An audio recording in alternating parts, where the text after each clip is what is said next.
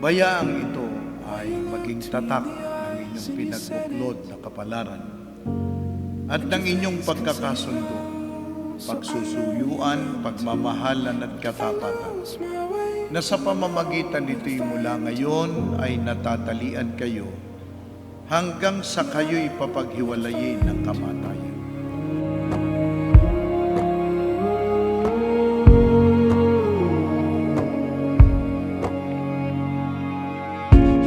Then I looked you in the eyes with the promise, not brighter than the stars. I'll finish what I started. And if you lose your way, you will know where to find me. In the dark of the night, follow the light, come back home. In the dark of the night, follow the light, come back home. Ang feelings ko po pag sa kasana, hindi ko po malabas yung mga nararamdaman ko, yung kaba, yung masaya, yung excitement ko po na pagdating po sa kasal po. Trisha! This is yours. OMG and my beloved Athena. Oh my God! Thank you, Ate! Thank you, Wow! Ayos ah! Thank you! Thank you!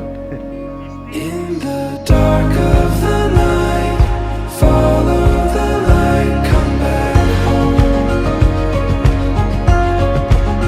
In the dark of the night, follow the light, come back home. Follow the light,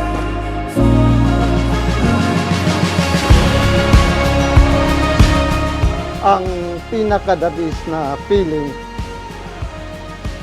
in the world, ikaw yun ang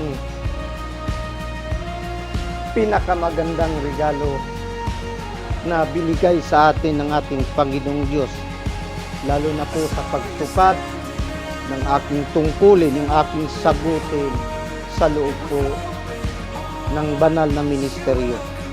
Ngayon po ay ikaw ay magiging asawa ko na.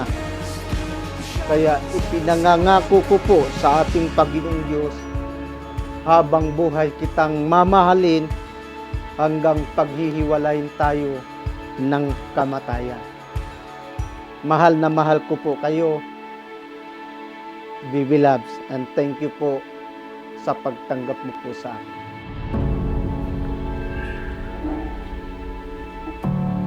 Mga kapatid, tayo ay nagkakatipon ngayon sa harapan ng Diyos upang pagbuklurin sina kapatid na Jonathan Vicente at kapatid na Ara Jane ba tama?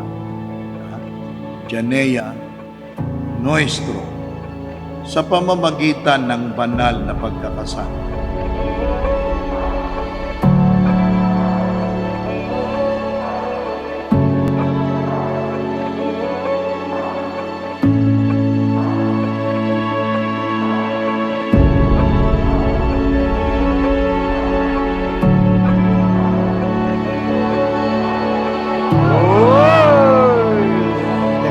Thank you po ng napakarami.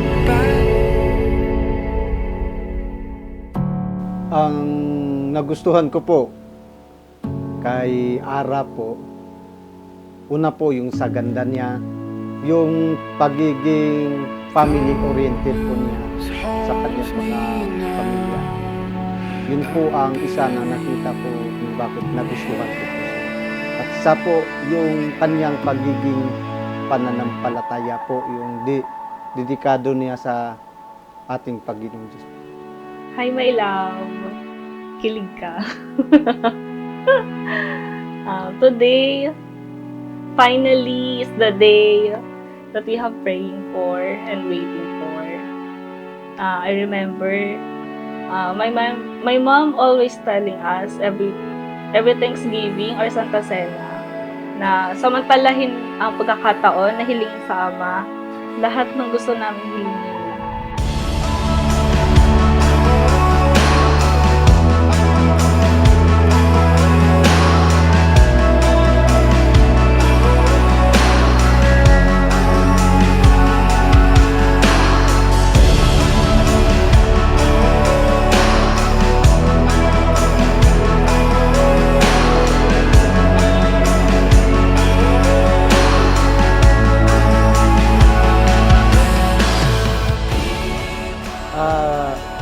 Beloved, the moment po na ikaw ang akin pong nakita nung last 2023 mid-year Thanksgiving.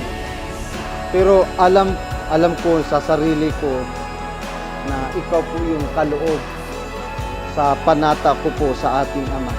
Hindi po ako nagkamali doon dahil alam ko po na pinagkaloob ka niya sa akin. Kaya andito tayo sa mahalaga pong araw na ito para po pagbuklurin sa isa't isa. Opo, we have been through trials o anuman ang magapagsubok na pinagdaanan natin, alitan at hindi pagkakaunawaan, pero nangingibabaw pa rin ang pagpaparamdam mo sa akin ng saya, yung kilig. Kaya kung minsan, higit sa lahat po, ang pinaramdam mo sa akin ay yung sobrang pagmamahal mo po sa akin. Being with you, love, lalo na sa pagtupad ko po ng aking banal na tungkulin. Ngunit sa huli, palagi babalik pa rin sa yakap mo hanggang sa huli. Palagi pipiliin kong maging sa'yo, ulit-ulitin man. Nais kong malaman mong iyo ako palagi.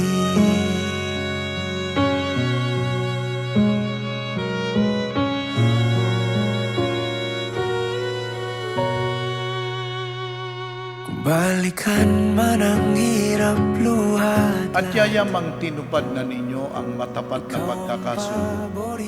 Ako sa pamamagitan ng aking karapatan bilang ministro ng Ebanghelyo ay ipinahayag ko na kayo'y tunay ng mag-asawa ayon sa mga utos ng Diyos at ng mga batas ng ating bansa.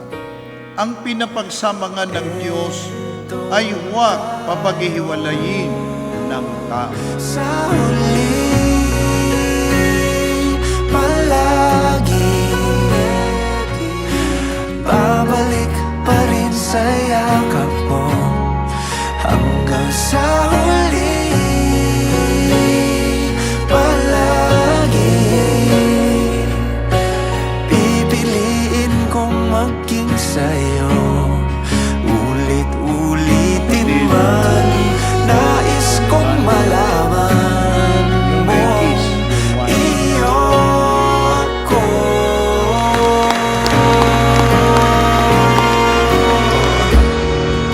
Sa pagdating ng ating Thanksgiving Day ng 2022, nakakahiya. Pero I pray to God to give me someone that will love me and someone na makasama ko habang buhay. I also keep telling myself na kapag nag-30 years old ako at walang boyfriend, hindi na ako mag-aasawa. I was 28 years old that time. Hindi ako binigo ng Ama kasi He gave me you. When I turned 29, at ngayon I'm already 30, kakasal na, I thank God for answering my prayers. Thank you, my love, for loving me unconditionally despite of my flaws and imperfections. Today, I will promise that I will love and take care of you for the rest of my life. I love you, my love. Iyo ako.